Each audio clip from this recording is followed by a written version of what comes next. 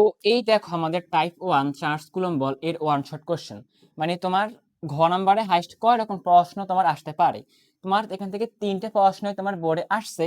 যেমন এক নাম্বার প্রশ্নটি হচ্ছে তোমার Q1 ও Q2 এর মধ্যবর্তী দূরত্ব নির্ণয় করো, মানে আর মান নির্ণয় করো।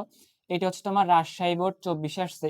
তোমার 2 নাম্বার কোশ্চেনটা হচ্ছে কি এ ও বি বস্তু দুটির মধ্যাকার ক্রিয়াশীল বলের মান নির্ণয় করো।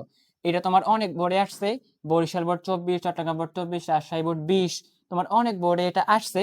তো তুমি এটা তোমার 3 স্টার একদম পপুলার প্রশ্ন। তোমার এই চ্যাপ্টার থেকে তোমার ছোট গয়ের জন্য 3 মার্কস কমন পেতে তুমি এই প্রশ্নটা অবশ্যই করে ফেলবা, ক্রিয়াশীল বলের মান নির্ণয় করো।